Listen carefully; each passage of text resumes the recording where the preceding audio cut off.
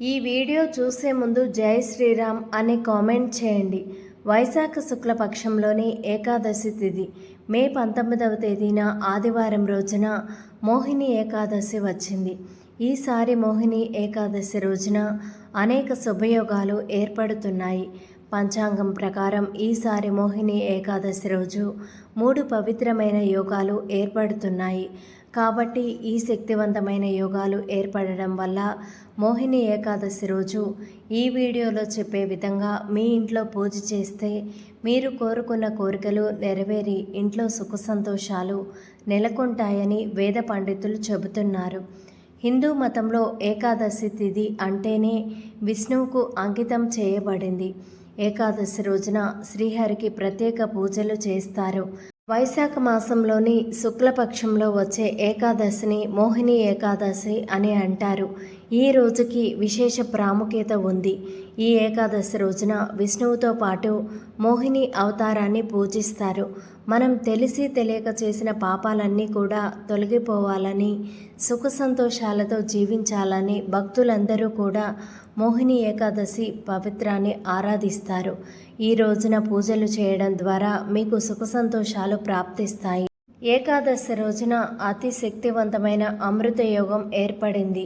మే 19 ఆదివారం ఉదయం 5:28 నుంచి మే 20 సోమవారం ఉదయం 3:16 వరకు అమృత యోగం ఉంది. మే 19 ఏకాదశి రోజున స్త్రీలు ఉదయాన్నే నిద్రలేచి ఇల్లంతా కూడా శుభ్రం చేసుకొని తలస్నానం చేసి పూజ గదిని అలంకరించుకొని పూజ చేయండి. ఏకాదశి రోజున పూజ చేసేటప్పుడు పసుపు రంగు దుస్తులు ధరిస్తే మంచిది.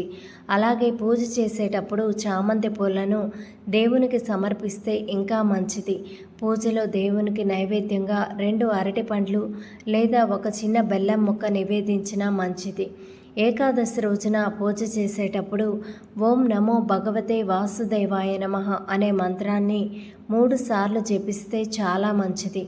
ఈ రోజున ఎవరైతే ఈ మంత్రాన్ని జపిస్తారో వారికి విష్ణుదేవుని అనుగ్రహం వల్ల తరతరాలు తరగని ఐశ్వర్యం లభిస్తుంది.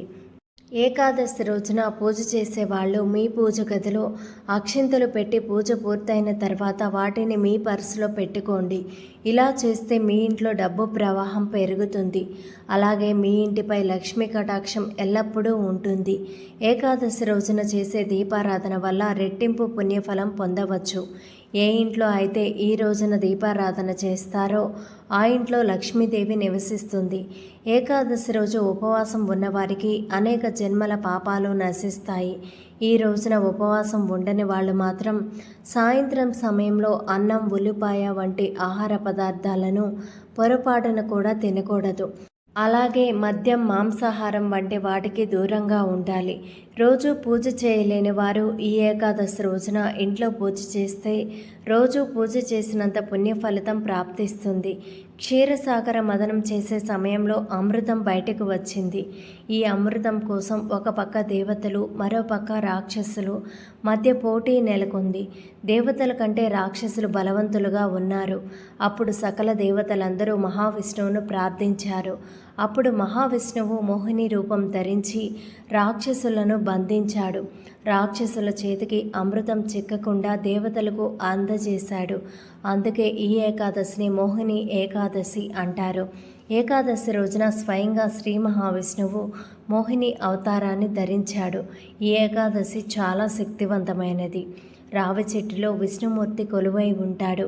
ఏకాదశి రోజున మీ ఇంటి దగ్గరలో ఏదైనా దేవాలయానికి వెళ్ళి రావి చెట్టు కింద దీపం వెలిగించి రావి చెట్టు చుట్టూ 3 ప్రదక్షిణలు చేయాలి.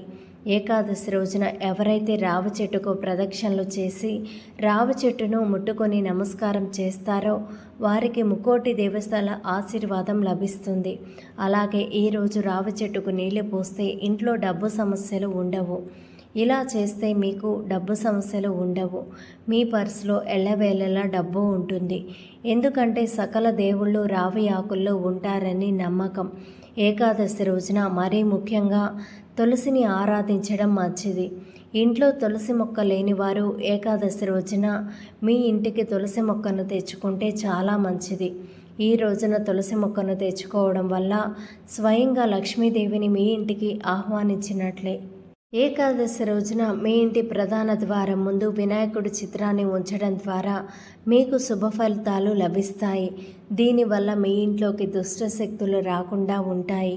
మోహిని ఏకాదశి రోజున మీకు ఏదైనా ప్రత్యేక కోరిక ఉంటే అది త్వరగా నెరవేరాలంటే ఒక పసుపు రంగు వస్త్రాన్ని తీసుకొని దాని 4 అంచులకు కుంకుమ బొట్లు పెట్టి అందులో కొన్ని డబ్బులు వేసి శ్రీహరి ఆలయానికి వెళ్ళి పసుపు వస్త్రంలో ఉన్న డబ్బులను దేవుని హుండీలో వేసి దేవునికి నమస్కరించి మీ కోరికను తీర్చమని దేవుణ్ణి కోరుకోండి. ఇలా చేస్తే దేవుని అనుగ్రహంతో ఖచ్చితంగా మీ కోరిక తీరిపోతుంది. అలాగే భార్యాభర్తల మధ్య ప్రేమ పెరగాలన్నా, దంపతుల మధ్య ఉన్న గొడవలు తొలగిపోవాలన్నా, మీ జీవిత భాగస్వామితో మీ సంబంధాన్ని బలోపేతం చేయాలనుకుంటే ఈ ఏకాదశి రోజున శ్రీ విష్ణు గాయత్రి మంత్రాన్ని జపించండి. ఆ మంత్రం ఏమిటంటే నారాయణాయ విద్మహే వాసుదేవాయ ధీమహి తన్నో విష్ణు ప్రచోదయాత్. ఏకాదశి రోజున వివాహమైన ఆడవాళ్ళు ఉదయం స్నానం చేసి ఇంట్లో పూజ చేసి ఈ మంత్రాన్ని 3 సార్లు జపిస్తే దంపతుల మధ్య అన్యోన్యత పెరుగుతుంది. అలాగే మీ జీవితంలో గొడవలు ఉండవు. అలాగే చాలామంది ఎంత కష్టపడినా కూడా తమ జీవితంలో ఉన్నత స్థాయికి వెళ్ళలేరు. అలాంటి వారు తమ జీవితంలో పురోగతి సాధించాలనుకుంటే మోహిని ఏకాదశి రోజున నీటిలో కొద్దిగా గంగాజలం కలిపి స్నానం చేయండి. ఇలా చేస్తే మీ జీవితంలో ఉన్న అడ్డంకులన్నీ కూడా తొలగిపోయి మీరు త్వరలోనే ధనవంతులయ్యే అవకాశం ఉంది. హిందూ విశ్వాసాల ప్రకారం ఏకాదశి రోజున సాయంత్రం సూర్యుడు అస్తమించిన తర్వాత ఉప్పు తినకూడదని అంటారు. ఏకాదశి రోజున ఉప్పు తింటే మీ జాతకంలో దోషాలు ఏర్పడి అనారోగ్య సమస్యలు వచ్చే అవకాశం ఉంది. కాబట్టి వీలైనంత వరకు ఏకాదశి రోజున సాయంత్రం సమయంలో ఉప్పు తినడం మానుకోండి. ఈ ఏకాదశి ఆదివారం వచ్చింది కాబట్టి ఈ రోజున సూర్య భగవానుడికి ఖచ్చితంగా అర్ఘ్యం సమర్పించాలి.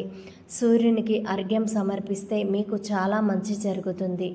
ఏకాదశి రోజున ఎవరైతే ఇంట్లో దీపం పెట్టి పూజ చేస్తారో వారి పాపాలను తొలగిపోతాయి. ఏకాదశి రోజున ఎవరైతే నియమనిష్టలతో భక్తి శ్రద్ధలతో విష్ణుదేవుని పూజిస్తారో వారి జీవితంలో ఏ కష్టాలు లేకుండా తెలియక చేసిన పాపాల నుండి విముక్తి పొంది సుఖ సంతోషాలతో సిరి సంపదలతో ఆయురారోగ్యాలతో జీవిస్తారు. ధన్యవాదములు. ఈ వీడియో కనుక మీకు నచ్చినట్లయితే ఈ వీడియోని లైక్ చేసి అలానే మా ఛానల్ని సబ్స్క్రైబ్ చేసుకొని సపోర్ట్ చేయండి. వీడియోని చివరి వరకు చూస్తే జై శ్రీరామ్ అని కామెంట్ చేయండి.